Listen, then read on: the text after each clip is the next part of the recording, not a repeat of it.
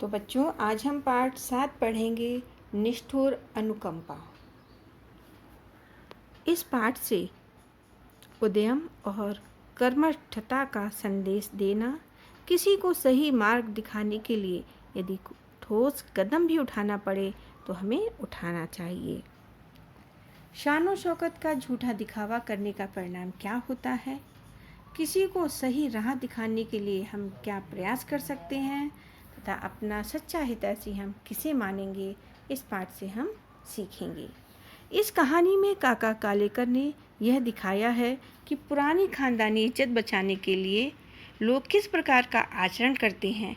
साथ ही साथ यह भी बताया गया है कि व्यक्ति के जीवन में परिवर्तन लाने के लिए उन्हें सकारात्मक दिशा में ले जाने के लिए यदि कोई ठोस एवं कठिन कदम भी उठाना पड़े तो वह अनुचित नहीं है।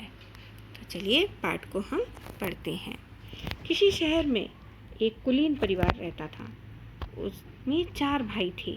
परिवार की जायदाद और धन दौलत बर्बाद हो चुकी थी। चारों भाई हुनरमंद और पढ़े लिखे थे, फिर भी वे अपनी खानदानी इज्जत के कारण कहीं कोई नौकरी चाकरी या काम धंधा नहीं कर पाते थे। घर की गरीबी दिनों दिन बढ़ रही थी।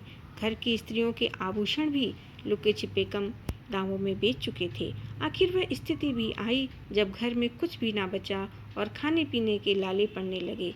अब क्या किया जाए? आभूषण मतलब उनके जो गहने थे। उनके घर के पास बगीचे में सहीजन का एक पेड़ था। उसके पलने का मौसम था। लंबी लंबी और हरी हरी सहीजन की फलियां डालियों पर लटक रही थीं। जब शाम हो जाती और चारों तरफ कुछ सन्नाटा छा जाता तो उन चारों भाइयों में से कोई एक उस पेड़ पर चढ़ जाता और फलियां को तोड़कर नीचे गिरा देता। कुछ रात बीते एक कुजड़िन आती और सहीजन की फलियां खरीद कर ले जाती। इससे जो थोड़े से पैसे मिल जाते उन्हीं से उस परिवार का निर्वाह होता। दिवाली के बाद एक दिन उनका एक रिश्तेदार उनके घर आया। उसे उन लोगों की बुरी दशा की जानकारी न थी। जब भोजन तैयार हुआ तो बड़े भाई ने बहाना बनाया, आज मेरा सोमवार का व्रत है, मैं खाना नहीं खाऊंगा। दूसरे ने कहा, मेरे पेट में दर्द उठ रहा है, डॉक्टर ने खाने को मना किया है। तीसरे भाई का कहना था कि उसे अपने दोस्त के घर दावत में जाना है, अतः वह शरीर न हुआ। सबसे छोटा भाई घर में आए हुए मेहमान के साथ खाना खाने बैठा। 2 थालियां लगाई गई। जब दोनों जन खाने बैठे तो बूढ़ी माँ मेहमान से खाने का खूब आग्रह करती रही, लेकिन उसने अपने छोटे लड़के को जरा भी न पूछा। वह लड़का भी सदा हुआ था। कोई चीज़ परोसी जाती इससे पहले ही हाथ हिलाकर कह देता, मुझे नहीं चाहिए। इस तरह 2 बार भोजन करने पर वह मेहमान ताड़ गया कि ये लोग गरीबी के शिकार हो रहे हैं।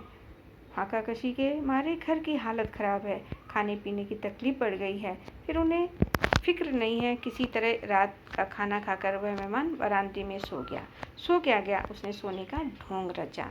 करीब 10 बजे रात को वह कुंजड़िन आई। बड़े भाई ने बड़ी सावधानी से बिल्ली की तरह दबे पैरों से पेड़ पर चढ़कर सहीजन की काफ़ी फलियां तोड़ी। कुंजड़िन जानती थी कि इस वक्त उनकी गरज है।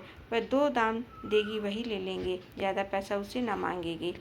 जब बड़ा भाई टोकरी में सहीजन की फलियां लेकर कुंजड़िन के पास गया तो उसने दाम दिए और कहा, आजकल सहीजन की मांग नहीं है, मुझे भी बाजार में लाभ नहीं मिलता। अब मैं तुमको इससे पहले की तरह ज़्यादा पैसे नहीं दे सकूंगी। तुम्हारी गरज है तो दाम लो, नहीं तो मैं चली। बड़े भाई ने मुंह पर हाथ रखकर कहा, चुप, तुम जितना देना चाहो दे दो, मगर जोर से मत बोलो, बरामदे में हमारे मेहमान सो रहे हैं, जाग जाएंगे। कुंजड़िन ने इस मौके का लाभ उठाकर उन फलियों के दाम और भी घटा दिए। लाचार होकर बड़े भाई को इतने ही पैसे लेने पड़े जितने कुंजड़िन ने दिए। कुंजड़िन चली गई। चारपाइयों पर सब लोगों के जोर जोर से खर्राटे सुनाई पड़ने लगे। एकमात्र मेहमान अभी जाग रहा था। वह दूरदर्शी तो था ही। उसने सोचा, ये कितना अच्छा पर प्रतिष्ठित खानदान है। झूठी और बनावटी इज्जत के ख्याल से ये नौजवान लड़के खाने पीने की तकलीफ बर्दाश्त कर रहे हैं और इस मामूली सहीजन के पेड़ से भरोसे पर अपना गुजारा कर रहे हैं।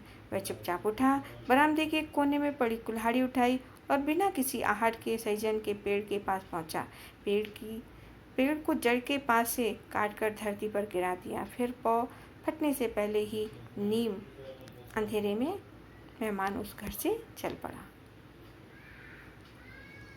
सवेरा हुआ।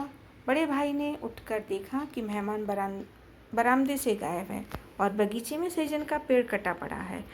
घर को सहारा देने वाले किसी बुजुर्ग के मरने से जो मातम छा जाता है, वैसा ही उस परिवार पर छा गया। चारों भाइयों की माँ कहने लगी, यह दुष्ट मेहमान कहाँ से आया था? ये रिश्तेदार नहीं, मेहमान नहीं, पिछले जन्म का हमारा दुश्मन था।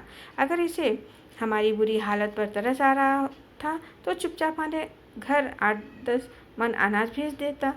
हमारे परिवार के एकमात्र सहारे सहजन के पेड़ को इसने क्यों काट दिया?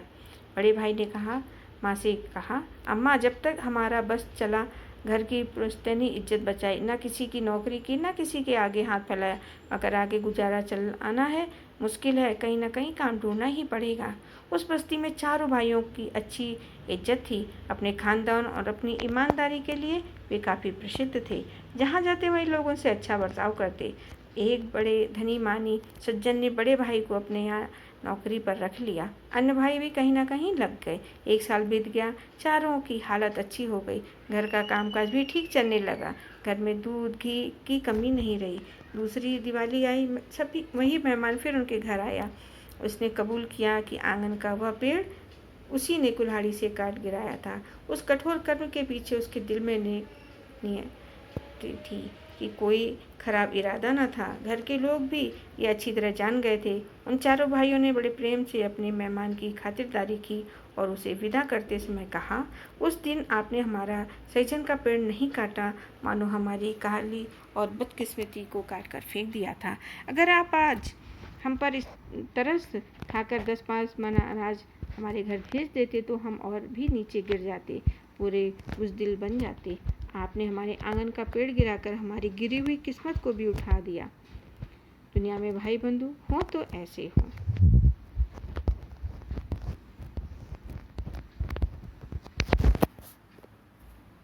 परिवार के निर्वाह का क्या साधन था? परिवार के निर्वाह का साधन सहजन का पेड़ था, जिसकी फलियों को तोड़कर बेचा जाता था। कुजनी ने सहजन के दाम कम देने का क्या कारण बताया? कुजनी ने बताया कि आजकल सहजन की मांग नहीं है, बाजार में लाभ नहीं मिलता। भाइयों के लिए नौकरी करना क्यों आवश्यक हो गया? आमदनी का एकमात्र सहारा सहजन के पेड़ को काट दिए जाने पर भाइयों के लिए नौकरी करना आवश्यक हो गया था। 1 वर्ष में कुलीन परिवार की दशा अच्छी कैसे हो गई? कुलीन परिवार के चारों भाई कामकाज करने लगे, जिससे 1 वर्ष में परिवार की आर्थिक दशा अच्छी हो गई।